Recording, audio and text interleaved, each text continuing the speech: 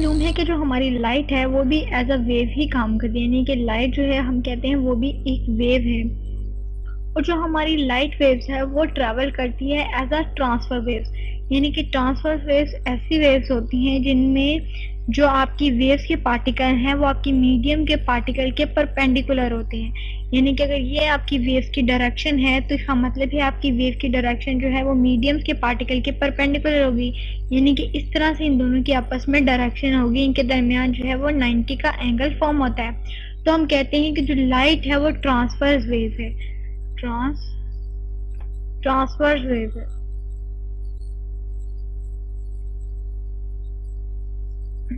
अगर लाइट की बात की जाए, अगर सन से प्रोड्यूस हो लाइट, तो हम देखते हैं कि जो लाइट है वो हर डायरेक्शन में ट्रैवल करती है, यानी कि लाइट के बहुत ज़्यादा कंपोनेंट होते हैं।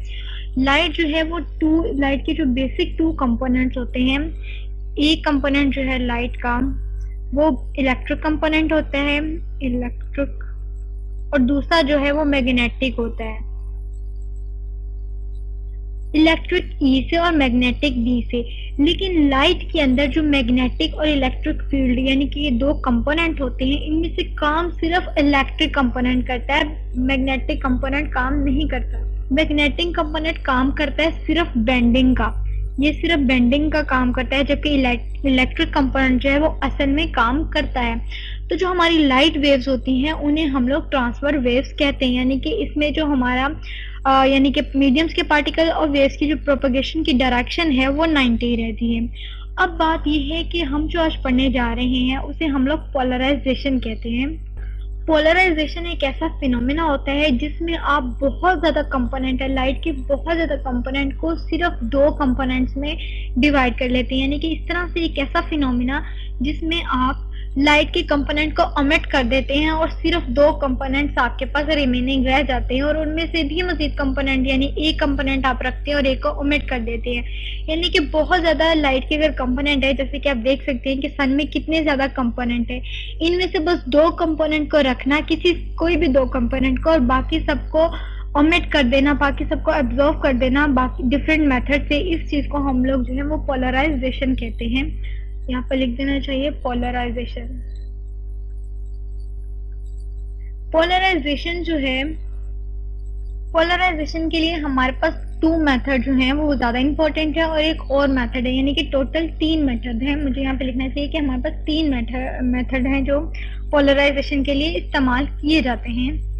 एक मेथड है जिसे हम लोग एड्सॉर्प्शन कहते हैं, एड्सॉर्प्शन। दूसरा मेथड हमारे पास रिफ्लेक्शन है, और तीसरे मेथड को हम लोग बहुत ही कम यूज करते हैं, इसे हम लोग रिफ्रैक्शन कहते हैं, रिफ्रैक्शन मेथड। लेकिन ये दो मेथड हैं जिन्हें हम लोग बहुत ज्यादा इस्तेमाल करते हैं। जैसे कि अगर आपके पास एक रोप हो, जैसे कि इस तरह से, जैसे कि इस सिचुएशन में अगर आप इसे अपने हाथ से हॉरिजॉन्टली मूव करें तो आपके जो कंपोनेंट है, आप इसे अगर हॉरिजॉन्टली मूव करें तब भी जो आपके पार्टिकल्स होंगे, मीडियम के पार्टिकल, वो आपकी प्रोपगेशन ऑफ डायरेक्शन के परपेंडिकुलर होंगे, और अगर आप इन्हें जो है वर्टिकल डायरेक्शन में करती हैं तब भी वो आपके हॉरिजॉन्टल ही होंगे। यानी कि चाहे आप वर्टिकल डायरेक्शन में मूव कराएं रोप को या हॉरिजॉन्टल डायरेक्शन में मूव कराएं, मीडियम के पार्टिकल्स आपकी डायरेक्शन ऑफ प्रोपगेशन के हमेशा परपेंडिकुलर ही रहते हैं।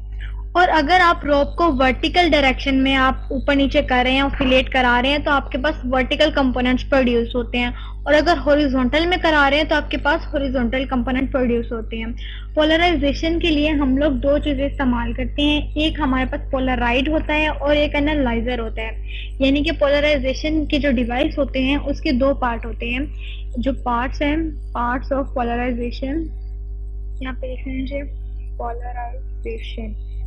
वो दो हैं। एक इसे हम कहते हैं कि हमारे पास जो है पोलराइड है, पोलराइड, और दूसरा एनालाइजर,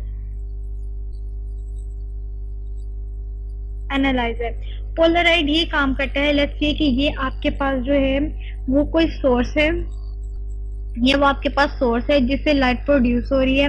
और सब डायरेक्शंस में प्रोड्यूस हो रही है। कुछ लाइट इस डायरेक्शन में, कुछ इस डायरेक्शन में, कुछ अपवर्ड, कुछ डाउनवर्ड, कुछ सम एंगल पर इस तरह से लाइट आपके पास प्रोड्यूस हो रही है। अब आप इस तरह से करें कि आप यहाँ पर कोई एक ऐसा पोलराइडर रखते हैं, यानी कि पोलराइड जो है वो वर्टिकल डायरेक्शन में भी हो सकते हैं और हॉरिजॉन्टल डायरेक्शन में भी। अगर आप यहाँ पर एक पोलराइड ऐसा रख देते हैं, जैसे कि हमारा पोलराइड है और इसमें इस तरह से स्पेसिंग हुई है, यानी कि यह हॉरिजॉन्टल पोलराइड है, इसमें से सिर्फ वही कंपोनेंट पास कर सकते हैं इस सोर्स के जो हॉरिजॉन्टल डायरेक्शन में है, क्योंकि वर्टिकल कंपोनेंट्स को ये वाली स्लिट जो है या ये वाला पोलराइड जो है वो ब्लॉक कर देता है, और सिर्फ वही वाले कंपोनेंट इसमें से पास कर सकते हैं जो इसकी डायरेक्शन में होते हैं। क्योंकि इसके अंदर जो स्पेसिंग हुई है या जो स्लिट्स रखी गई हैं वो इस डायरेक्शन में रखी गई हैं कि वो हॉरिजॉन्टल है, तो इसमें से जो कंपोनेंट निकलते हैं वो हॉरिजॉन्टल निकलते हैं इस तरह से। वर्टिकल को ये ब्लॉक कर देता है, बाकी दूसरे जो सम एंगल पे हैं वो भी ब्लॉक हो जाते हैं और सिर्फ हॉरिजॉन्टल आते हैं। अगर उसके बाद आप एक मजीद इस तरह की एक पोलराइड रखते हैं, लेकिन आप ये करेंगे उस पोलराइड को इस तरह से अरेंज करें कि उसके अंदर जो स्लिट्स की स्पेसिंग हुई है वो इस तरह से हो कि वो वर्टिकल हो, तो क्या होता है कि अब जो आपके पास हॉरिजॉन्टल कंपोनेंट आए हैं वो ब्लॉक हो जाते हैं और सिर्फ आपके पास जो है वर्टिकल कंपोनेंट ही गुजरेंगे। लेकिन इस सिचुएशन में तो आपके पास कोई भी ऐसा कंपोनेंट नहीं बचा वर्टिकल जो पास हो सके, तो आपके पास इन द रिजल्ट यहाँ पर कोई लाइट जो है आपको नजर नहीं आती। और जब कोई लाइट ना नजर आए इसका मतलब है कि आपकी जो पोलराइजेशन है वो 100% पोलराइजेशन है। लेकिन अगर आपको थोड़ी सी भी लाइट मिल जाती, यानी कि अगर यहाँ पर भी आप हॉरिजॉन्टल ही इस्तेमाल करते और आपको जो है वो हॉरिजॉन्टल कंपोनेंट मिल जाते, या आप स्टार्टिंग में वर्टिकल इस्तेमाल करते आपको वर्टिकल कंपोनेंट मिल जाते, आप सेकेंड वाली स्लिट जो है वो इस्तेमाल ना करते, तो आपके पास कुछ कंपोनेंट ऑफ लाइट आ जाने थे, तो आप इसे 100% पोलराइजेशन नहीं कह सकते, आपको इसे कहना पड़ना था कि ये पार्शियली पोलराइज्ड है। लेकिन अब चूंकि आपके पास एक भी कंपोनेंट लाइट का नहीं आया, तो अब आप कह सकते हैं कि आपकी जो लाइट है, जिस सोर्स से आपने लाइट ऑब्टेन की है, उस सोर्स की लाइट को आपने कम्प्लीटली पोलराइज कर दिया है। तो ये हमारा पोलराइड होता है। और जो हमारा एनालाइजर होता है, हमारा एनालाइजर ये काम करता है कि वो ये चेक करके बताता है क्या है कि हमारा जो पोलराइडर इस्तेमाल किया गया है, पोलराइड जो इस्तेमाल किया गया है उसने काम सही किया भी है या नहीं। जैसे कि अगर ये हमारा जो सेकंड वाला पोलराइड है, अब ये एक्ट करेगा एज अ एनालाइजर, क्योंकि इसने पोलराइड के काम को चेक किया, इसने मजीद पोलराइजेशन में मदद किया है, तो हम कह सकते हैं कि हमारा जो एनालाइजर है वो एक्ट करता है एज अ पोलराइड। यानी कि असल में जो एनालाइजर का मकसद है, एनालाइजर का मकसद ये है चेक करना है कि आपकी लाइट का कितना कंपोनेंट रह गया है और कितना नहीं, आपकी लाइट कम्प्लीटली पोलराइज हो चुकी है या नहीं। ये काम होता है आपके एनालाइजर का चेक करने का। और पोलराइड का काम ये होता है कि वो लाइट के किसी एक कंपोनेंट को ओमिट कर देता है। जैसे कि इस केस में जो हमारा पोलराइड था उसने ओमिट किया है वर्टिकल कंपोनेंट को, और जो जाने दिया है वो हॉरिजॉन्टल कंपोनेंट है। और आगे जो हम लोगों ने दूसरा पोलराइड यूज किया है जो एक्ट कर रहा है एज अ एनालाइजर, उसे हम लोगों ने वर्टिकल इसलिए यूज किया ताकि ये देखा जा सके कि लाइट के कितने कंपोनेंट हमारे पास हासिल होते हैं। क्योंकि हमारे पास लाइट का कोई कंपोनेंट नहीं आया, इसलिए हम लोगों ने कहा कि हमारी जो लाइट है वो कम्प्लीटली पोलराइज्ड हो गई है। पोलराइजेशन में हम लोग डिफरेंट सोल्यूशंस वगैरह भी इस्तेमाल करते हैं जो हमें हेल्प करते हैं पोलराइजेशन में और एक्ट करते हैं एज अ पोलराइड। जैसे कि हमारे पास सोडियम सोल्यूशन होता है, सोडियम सोल्यूशन, और इसी तरह हमारे पास एक और होता है टॉर्मलिन, जो कि एक्ट करते हैं, ये दोनों जो हैं वो एक्ट करते हैं एज अ पोलराइड। बाज़ जगहों पर हम लोग पोलराइड की जगह इन सोल्यूशन या इन मटेरियल्स को इस्तेमाल कर लेते हैं जो कि हमें हेल्प करते हैं चीज़ों को पोलराइजेशन करने में, लाइट को पोलराइजेशन करने में।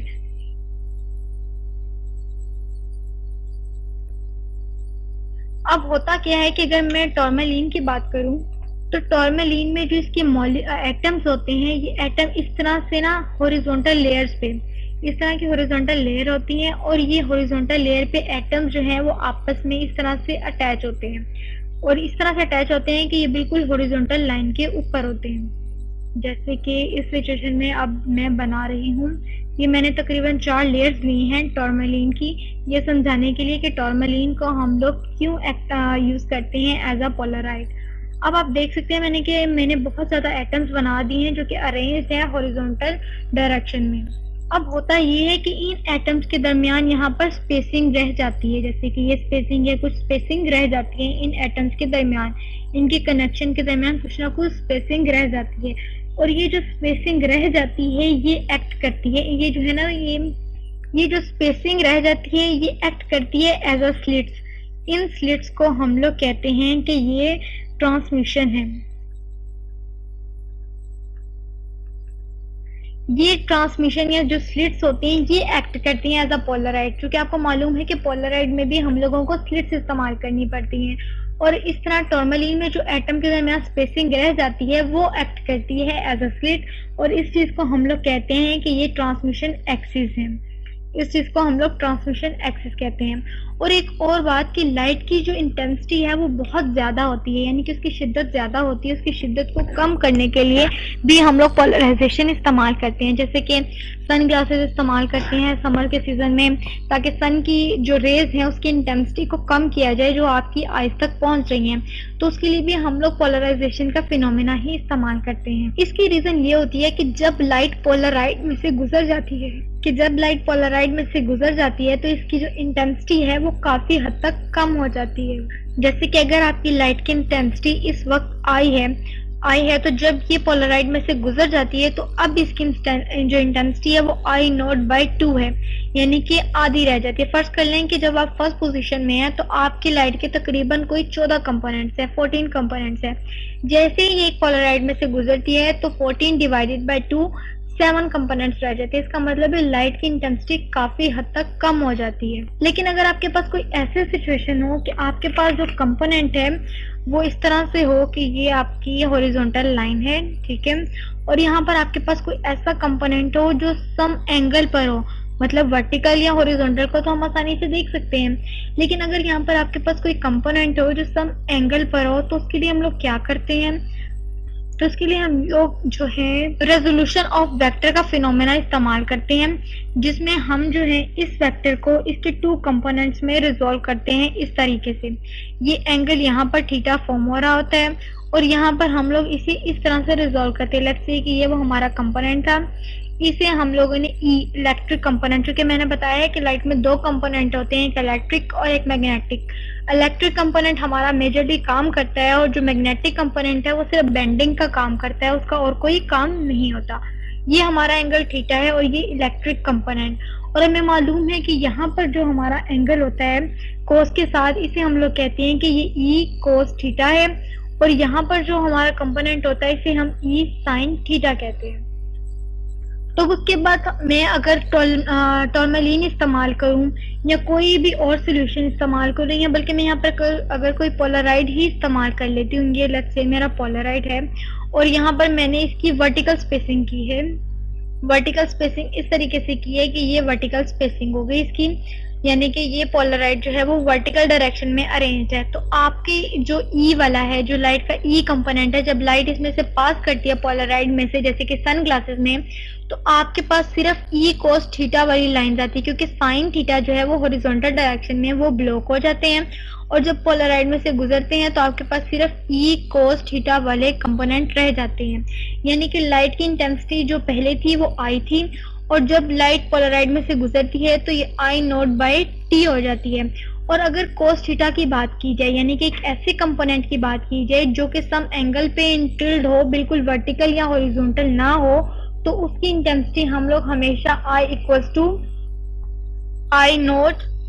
इंटू कोस थीटा स्क्वायर, क्योंकि हमारे पास यहाँ पर जो है वो वर्टिकल कंपोनेंट आ रहा है और वर्टिकल कंपोनेंट जो है वो लाइट के इलेक्ट्रिक फील्ड का वो कोस थीटा के इक्वल होता है, तो हम लोग यहाँ पर कोस थीटा लिख लेते हैं। जो इंटेंसिटी ऑफ लाइट है, इंटेंसिटी ऑफ लाइट हमेशा डायरेक्टली प्रोपोर्शन होती है एम्पलीट्यूड के स्क्वायर के, और इंटेंसिटी इनवर्सली प्रोपोर्शन है डिस्टेंस r के स्क्वायर के, यानी कि इंटेंसिटी का रिलेशनशिप है। आप इंटेंसिटी फाइंड आउट कर सकते हैं किसी भी तरीके से। और जो पोलराइजेशन का मेन मकसद है, पोलराइजेशन का मेन मकसद ही ये है कि ये अनपोलराइज्ड लाइट को पोलराइज्ड करता है और उसकी इंटेंसिटी को जो है वो डिक्रीज करता है और हमें इन्फेक्शन वगैरह होने से बचाता है। जैसे कि आप इस इमेज में देख सकते हैं कि लाइट वेव्स जो है, सन ग्लासेस हम इसीलिए इस्तेमाल करते हैं कि हमारी जो सन से लाइट आ रही है वो किसी न किसी पोलराइड पर पड़ती है, और अगर वो दो कंपोनेंट पे कंसिस्ट करती है, वर्टिकल और हॉरिजॉन्टल, और हमारे जो ग्लासेस हैं जो हमने इस्तेमाल किए हैं अगर वो वर्टिकल कंपोनेंट पे मुश्तमिल है, यानी कि कंसिस्ट है, उसका जो पोलराइड है वो वर्टिकल कंपोनेंट का बना हुआ है, वर्टिकल स्लिट्स हैं, तो हमारे पास जो लाइट है वो एक ही कंपोनेंट उसका आता है, और इस तरह से हमारे पास जो सन की लाइट की इंटेंसिटी है वो बहुत ही कम आती है, और हमें सन रेज जो है वो आंखों को हमारी कम इफेक्ट करती है। जैसे कि आप इस इमेज से देख सकते हैं, अगर आपके पास कोई से दो कंपोनेंट हो तो उनको पोलराइजेशन से, जैसे कि टू लीनियर कंपोनेंट है तो उन्हें आप लोग पोलराइजेशन से सर्कुलर कंपोनेंट्स में भी बदल सकते हैं, यानी कि सर्कुलर पोलराइजेशन भी हो सकती है टू लीनियर पोलराइजेशन से। तो पोलराइजेशन का जो फिनोमिना है वो बहुत बेहतर है, इससे हम लोग बहुत कुछ कर सकते हैं, हम लोग डिजिटल वॉचेस वगैरह में इस्तेमाल करते हैं, इसके अलावा हम लोग सन ग्लासेस में इस्तेमाल करते हैं, कैमरास वगैरह में इस्तेमाल किया जाता है, लैपटॉप्स वगैरह की स्क्रीन में इस्तेमाल किया जाता है लाइट वगैरह की इंटेंसिटी को कम करने के लिए। तो ये पोलराइजेशन थी, और इसे हम लोग किस तरह से इस्तेमाल करते हैं इसके बारे में मैंने आपको कुछ बताया है। होप सो आपको काफी हद तक समझ आ चुका होगा कि पोलराइजेशन है क्या और हम इसे क्यों इस्तेमाल करते हैं।